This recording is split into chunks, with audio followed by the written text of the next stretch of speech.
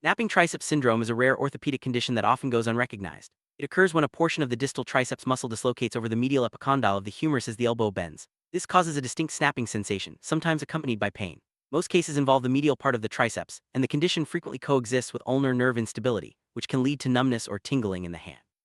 Although the syndrome can affect anyone, it is most common in adolescents and young adults, especially males, athletes, and those with a history of elbow trauma. Understanding the mechanism and symptoms is crucial for timely and accurate diagnosis, as many patients are initially misdiagnosed or treated for other elbow issues. In the next scene, we'll explore the underlying causes and risk factors that contribute to this unique condition.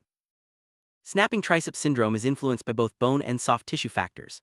Osseous abnormalities like cubitus varus deformity or hypoplasia of the medial epicondyle can shift the triceps line of pull, making dislocation more likely. Soft tissue variations such as hypertrophy of the medial triceps head or the presence of extramuscle bands also play a role. Sometimes, previous surgeries or injuries can trigger the syndrome.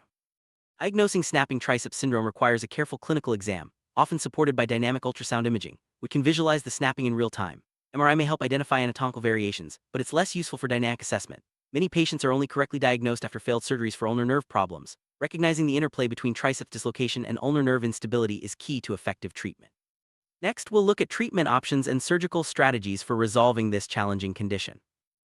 Treatment for snapping triceps syndrome starts conservatively, with pain management, activity modification, and physical therapy. However, if symptoms persist, surgery may be necessary. The surgical approach depends on the underlying cause. For bone deformities, corrective osteotomy or medial epicondylectomy may be performed. For soft tissue issues, surgeons may resect or centralize the dislocating segment of the triceps and address any ulnar nerve instability. Intraoperative testing, including passive elbow movement and sometimes electrical stimulation, ensures that all snapping structures are identified and corrected. Outcomes for surgery are excellent when the diagnosis is accurate and the procedure is thorough. Over 97% of patients experience full resolution of symptoms. Postoperative care includes gradual rehabilitation and careful wound management. In summary, recognizing and treating snapping triceps syndrome requires a comprehensive approach, but with proper care, patients can return to normal activities pain-free.